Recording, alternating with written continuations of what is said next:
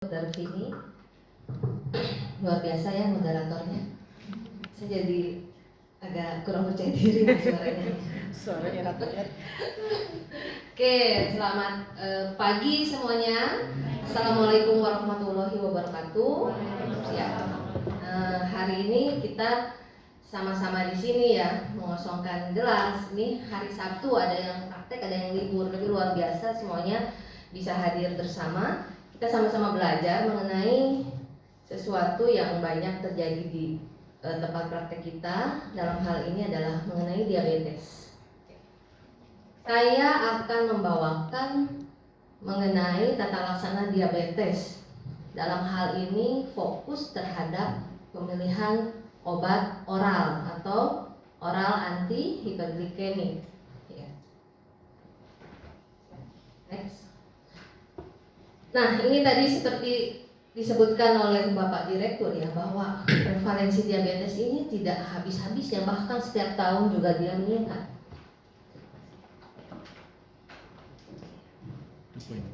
Pointer kanan kiri. Indonesia, yes, kita dapat ranking 5. Alhamdulillah ya, tapi sayangnya ini adalah ranking 5 di dunia ya, sebagai pasien diabetes yang tertinggi setelah Cina, India, Pakistan, dan Amerika Serikat. Dan ternyata akan semakin meningkat di tahun 2045 menjadi 28,6 juta. Kalau di dunia udah tidak tidak aneh lagi ya.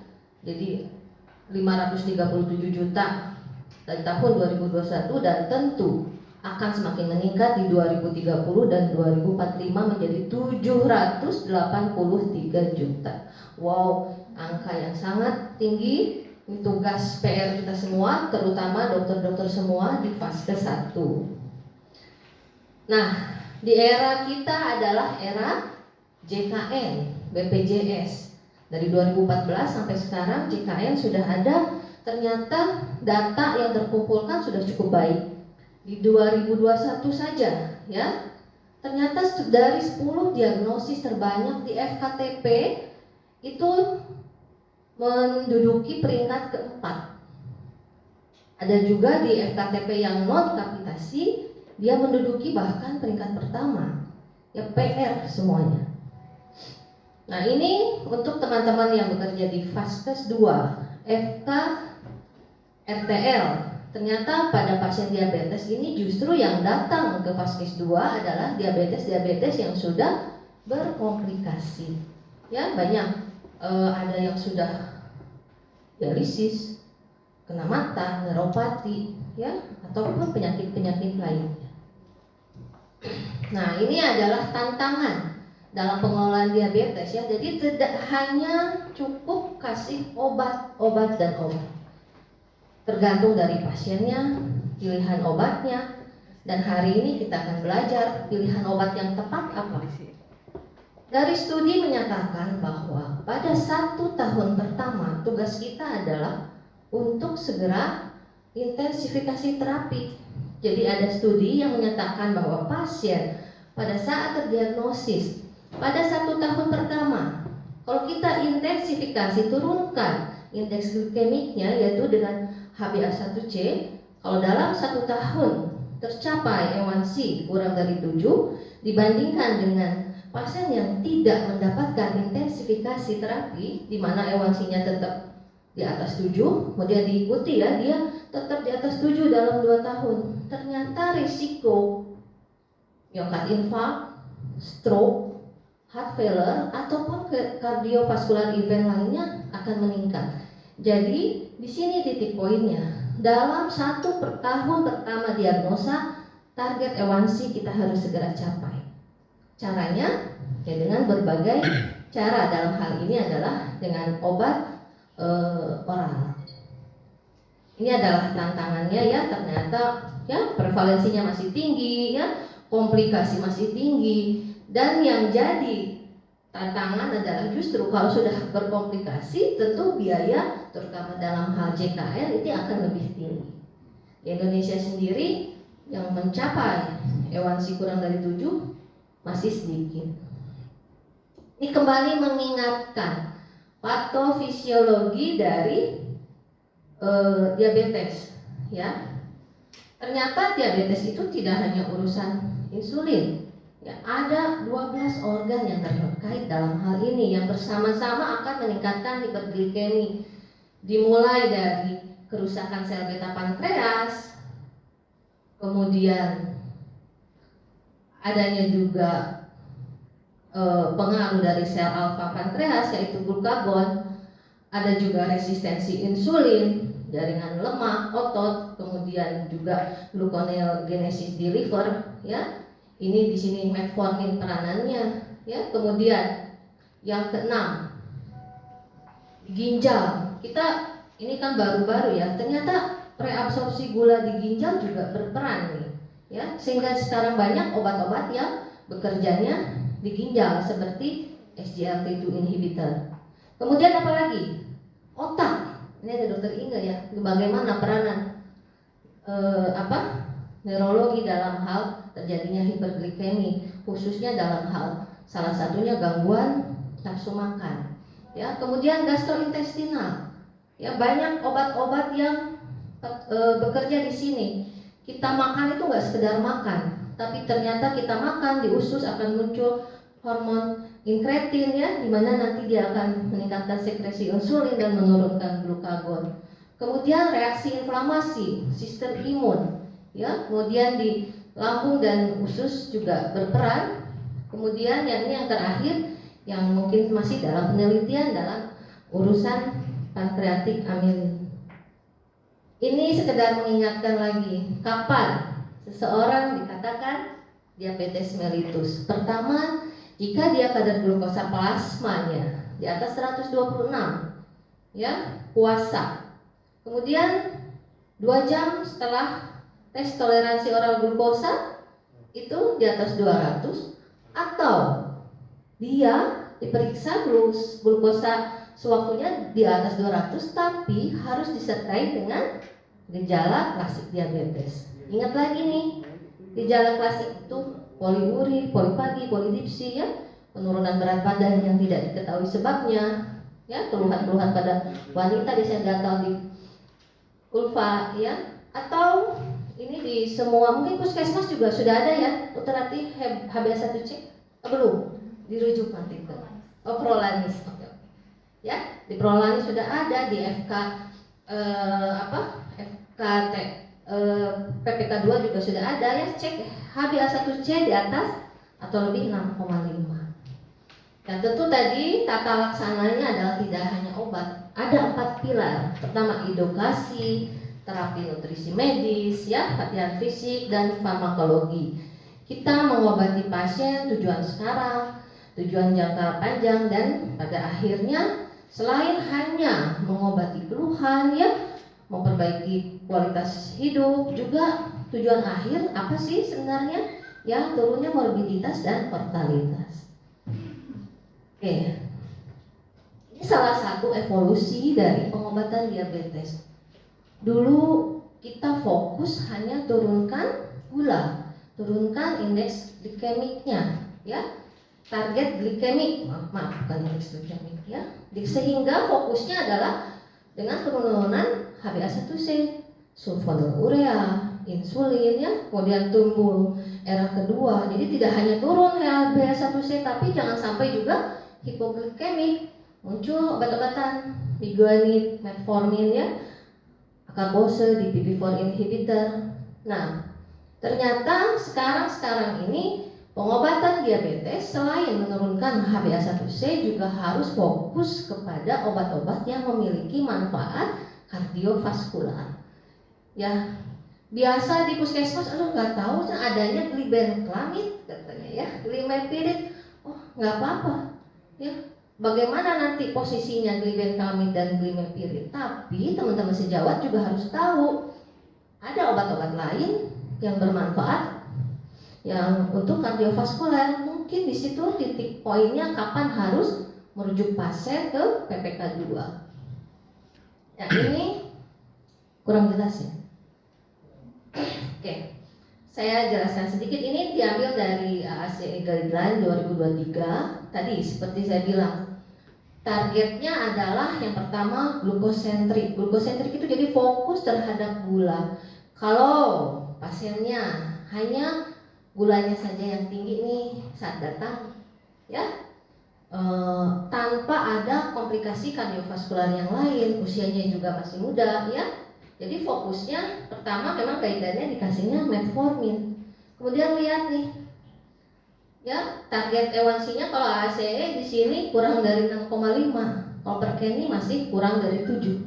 Ya, lihat kalau ternyata tidak ada komplikasi, apa overweight atau obesitas enggak?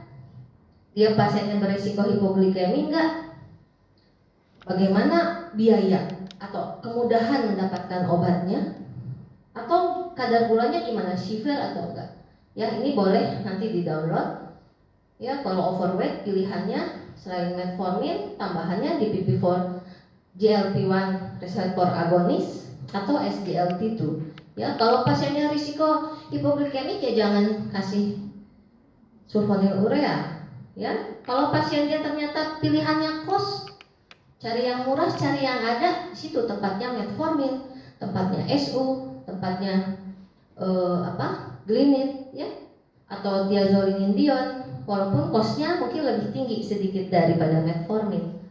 Beda lagi dengan pasien yang datang sudah dengan risiko kardiovaskular atau dihitung ternyata dia berisiko untuk 10 tahun ke depan. Harus tahu nih, ASCVD itu bisa dihitung di di app, ya, di di handphone. Kalau dia berisiko kardiovaskular, sekarang pilihannya adalah GLP-1 reseptor agonis atau SGLT2. Di fase kedua ada. Ya. Kemudian bagaimana kalau pasiennya dengan heart failure? Ya, pilihannya SGLT2. Bagaimana kalau dia stroke? Ya. Nah, ini juga teman-teman semua harus pahami bahwa wah, ternyata obat DM itu banyak sekali dan peruntukannya juga khusus untuk masing-masing. Ini adalah target glycemic control. Kita mengobati tentu harus punya tujuan, punya target. Pada Perkeni targetnya adalah tercapainya HbA1c, ya, biasanya 3 bulan kita treatment, cek A1C-nya di bawah 7, ya. Ini adalah tekanan darahnya di bawah 140 dan target profil lipid. Ini yang dipakai oleh Perkeni. Lagi-lagi targetnya adalah HbA1c. Dok, gak ada HbA1c, adanya di Prolanis. Oh, jangan mati akal. Ada, boleh. Ya, sekarang sih bisa dirujuk, ya. Tapi teman-teman juga bisa melihat tabel perkiraan HbA1c atau tabel konversi HbA1c dengan gula darah puasa. Ada tabelnya. Ya, biasanya kalau HbA1c di bawah 7 itu sekitar rata-rata gula darah puasa di bawah 152. Ada rata-rata gula darah sewaktu berapa. Jadi dalam 3 bulan dirata-ratakan, nanti muncul tabel konversi antara gula plasma dengan HbA1c. Tapi jika ada, lebih baik lagi diperiksa dengan alat yang sudah terkalibrasi. Ya, yang pertama tentu lifestyle modification. Ya, dalam kali ini saya nggak bicarakan tentang itu. Ya, jika kita temukan A1C-nya kurang dari 7,5, teman-teman boleh pilih apapun. Obat mau adanya apa, Dok? Metformin, oke. Sulfonylurea, oke. Acarbose, oke. TZD boleh. DPP-4 inhibitor atau SGLT2 agonis GLP-1 kalau ada boleh. Ya, kalau A1C-nya saat datang di atas 7,5, teman-teman semua kombinasi 2 obat. Ya. Jadi obat-obat yang di dalam lini pertama ini kombinasi dengan golongan yang berbeda. Kalau A1C-nya lebih dari 9, kita lihat lagi kalau memang dia ada gejala yang khas, ya, dekompensasi metabolik, insulin tempatnya. Tapi kalau enggak, boleh kombinasi 3 obat. Jadi balik lagi, targetnya dari awal kita saat terapi lihat HbA1c. Kapan kombinasi? Jadi kalau pasien datang HbA1c lebih dari 7,5, ya jangan cuma satu, langsung aja kombinasi. Kita akan berkenalan dengan obat-obat oral ya, sulfonylurea. Apa? Coba yang ada di praktek kita, contohnya glibenclamid, terus glimepirid ya, terus Clasid ya, Liquidon misalnya gitu ya. Ternyata sulfonylurea ini banyak sekali dan masih menjadi pilihan. Tadi diperkeni ya, boleh pilih apapun. Kalau elansinya di bawah 7,5, kita boleh pilih satu ya. Kalau ternyata ada keterbatasan biaya, keterbatasan dok adanya obatnya itu di vaskes ya, dan pasiennya tidak rentan hipoglikemi, bukan lansia, bukan ada gangguan ginjal yang berat ya, boleh pilih sulfonylurea. Jadi it's okay, masih bisa dipakai ya. Efek beyond glycemic control artinya ternyata sulfonylurea itu memiliki efek selain menurunkan glikemi, antiinflamasi, antioksidan ya, masih ada efeknya di situ. Nah ini seperti yang saya bilang sulfonylurea. Kita lihat durasinya, kerjanya ya, mana yang memang long acting, mana yang bisa diberikan 2 kali sehari ya. Ini hati-hati pada orang tua. Glibenclamid ini tereliminasinya lebih lambat. Itu kenapa orang tua suka ngedrop hipoglikemi ya kalau dikasih glibenclamid. Tapi ada beberapa golongan sulfonylurea yang generasi baru seperti glimepirid, glipizid ya, ternyata dia tidak ada perubahan signifikan pada orang tua. Jadi glimepirid itu juga lebih relatif lebih aman dibanding glibenclamid pada orang tua. Pada pasien gangguan ginjal juga sama. Cuman kita tetap harus hati-hati untuk pasien gangguan ginjal karena risiko hipoglikemi. Acarbose pernah dengar? Ada di vaskes? Ayat. Gak apa-apa ya. Ya, acarbose ini di PPK 2 ada, ditanggung JKN juga iya. Jadi karena rata-rata pasien orang Indonesia ini banyaknya makan karbo, belum makan, kalau belum makan nasi ya. Jadi di tempatnya juga oke, boleh acarbose ya. Cuman memang efeknya dia suka kembung, banyak kentut. Tapi biasanya berlangsung hanya pada minggu-minggu pertama ya. Jadi pada kondisi yang gula prandialnya tinggi boleh pilih ini. Kemudian ini yang terkenal, terlama dan tersering dipakai adalah biguanid atau metformin. Ya, kalau pada sebagian guideline ini first line ya. Jadi boleh dipakai karena dia relatif baik ya, netral terhadap peningkatan berat badan ya, tidak menyebabkan kegemukan.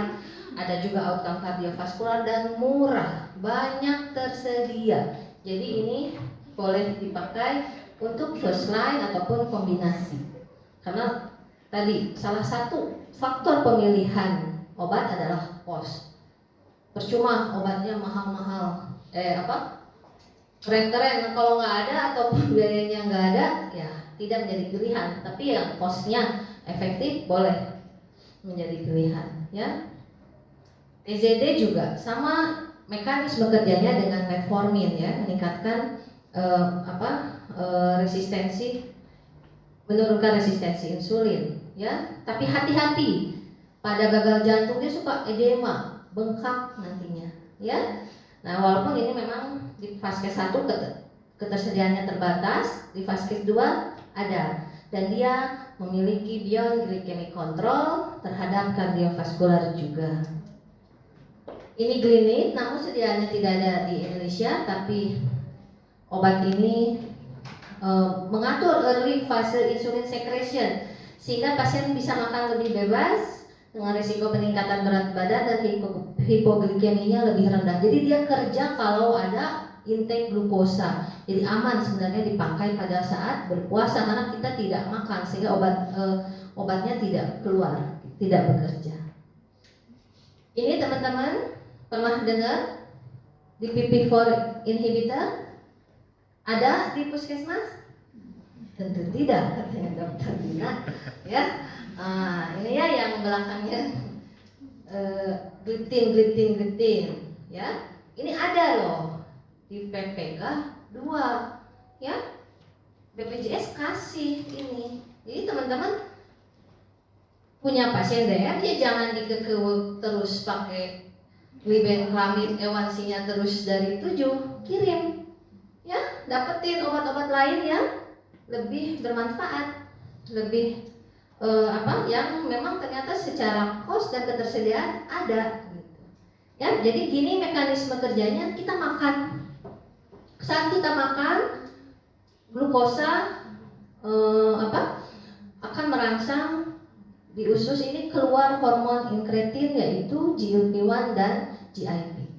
Pada orang diabetes ada hormon DPP-4 ini akan cepat keluar mendegradasi si inkretin tadi, sehingga inkretinnya potensiasinya rendah menjadi inkretin yang tidak aktif, sehingga tidak terjadi mekanisme manfaat dari inkretinnya. Dan pada DPP-4 inhibitor dia bekerja di sini, jadi dia menghambat degradasi dari GLP-1 menjadi inkretin yang tidak aktif, sehingga tetap terbentuk inkretin yang aktif, sekresi insulin meningkat dan sekresi glukagon akan menurun.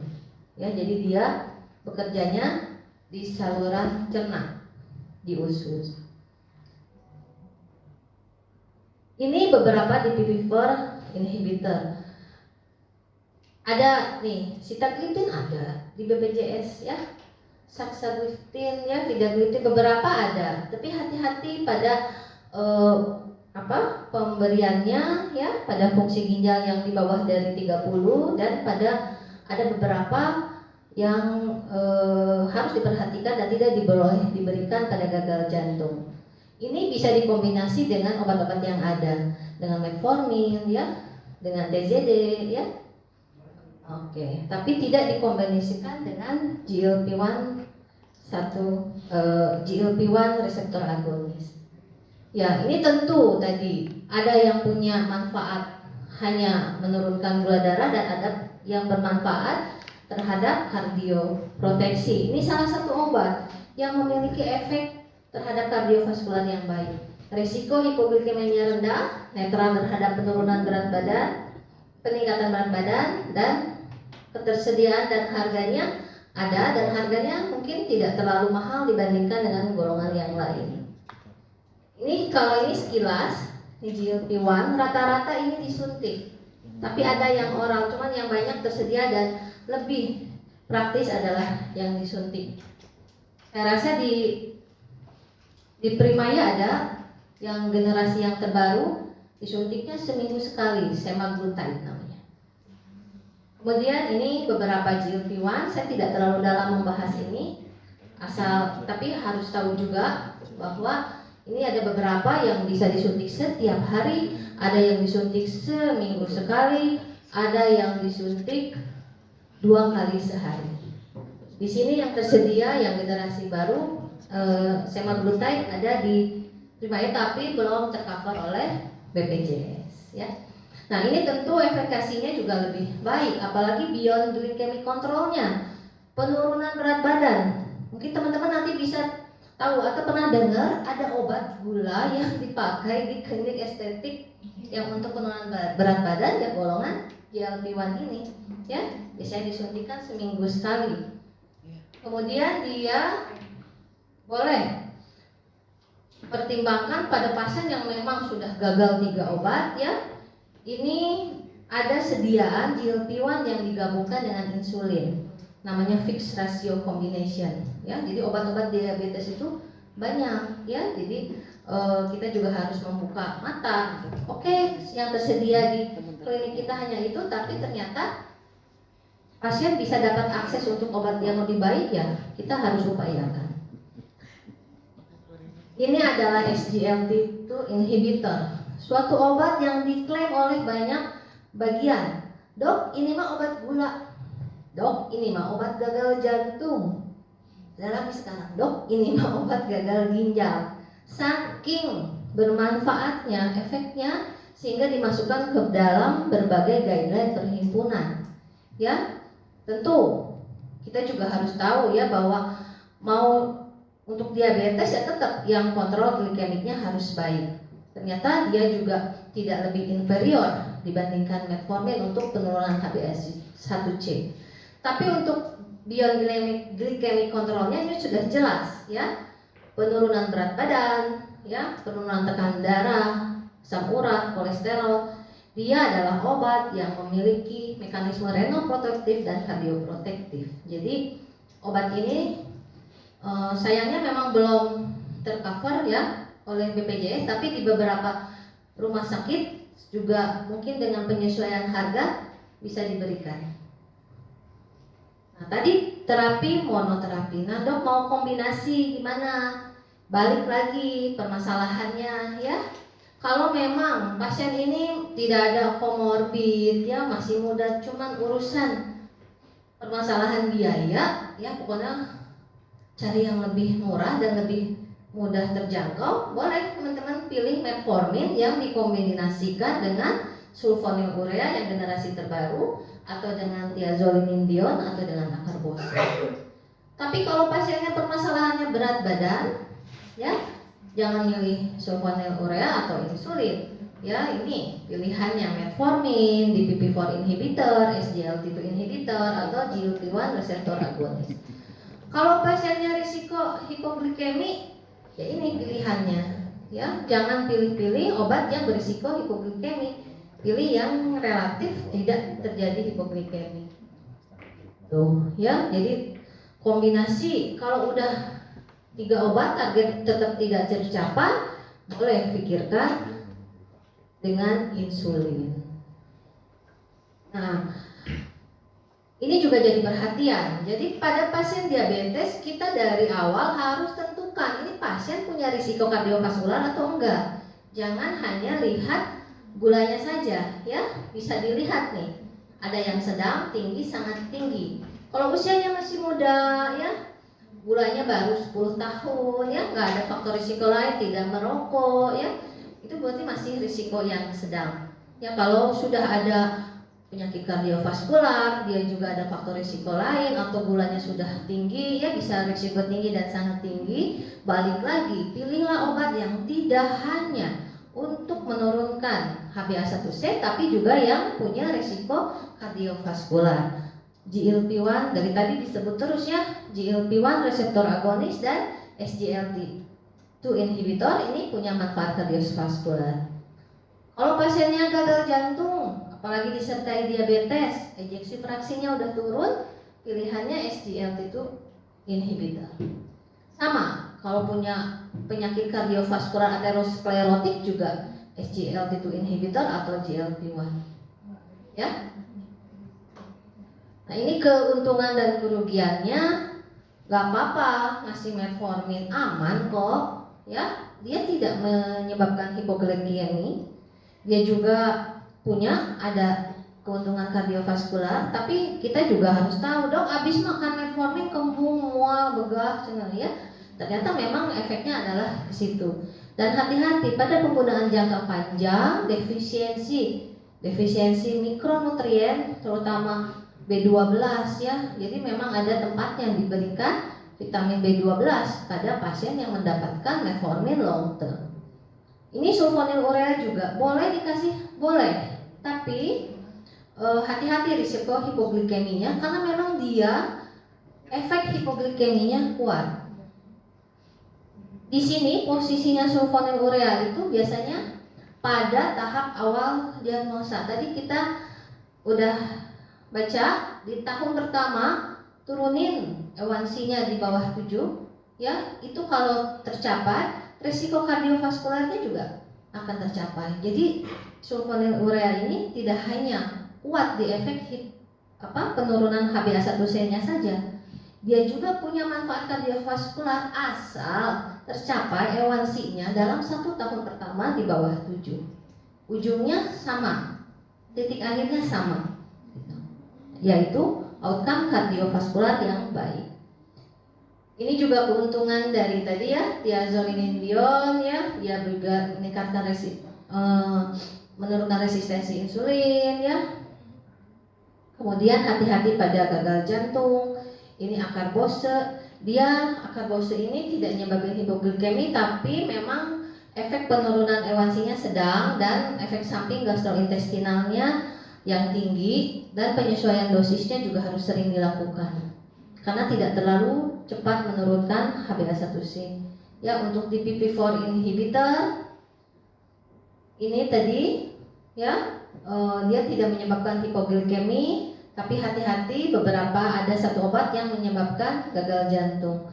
Ini juga SGLT2 inhibitor ya, pada pasien dengan gangguan kardiovaskular, ginjal, heart failure, ini pilihannya. Untuk GLP-1 ini tadi obatnya rata-rata disuntikan ya.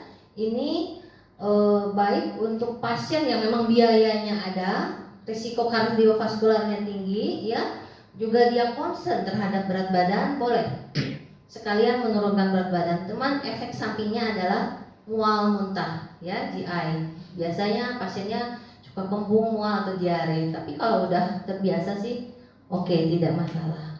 Jadi untuk memilih antidiabetes ini kita lihat stratifikasi risikonya ya, apa ada risiko kardiovaskular atau tidak, dia risiko sedang, tinggi atau sangat tinggi, dan permasalahan pasiennya ya, permasalahan posnya ya. Mulai dari obat-obat lini pertama, dia ada komplikasi atau tidak. Tadi di Perkeni kalau kurang dari 7,5 boleh apapun yang dipilih ya. Kalau di AACE terus lainnya metformin kalau dia tidak ada risiko yang lain ya. Jangan lupa terus evaluasi pengobatan ya, kemudian di follow up HbA1c-nya dalam 3 bulan. Kalau tidak tercapai, tambahkan obat atau ganti dengan golongan yang berbeda. Dan ini semuanya individualisasi sesuai dengan compliant pasien, cost ya, kemudahan obat itu diperoleh. Jadi semuanya secara multidisiplin. Jadi tata laksana DM ini sekarang sudah mengalami perubahan. Tidak hanya cuma menurunkan tadi apa HbA1c, tidak hanya fokus terhadap target glikemik, tapi terhadap outcome kejadian kardiovaskular. Sehingga obatnya pun kita pilih berdasarkan ada tidaknya resiko kardiovaskular ya. Pemilihan ini personalisasi berdasarkan fenotype, genotype, ketersediaan obat, usia, dan komorbid. Sekian dari saya, semoga bermanfaat, mudah-mudahan bisa diaplikasikan dalam praktik sehari-hari. Terima kasih.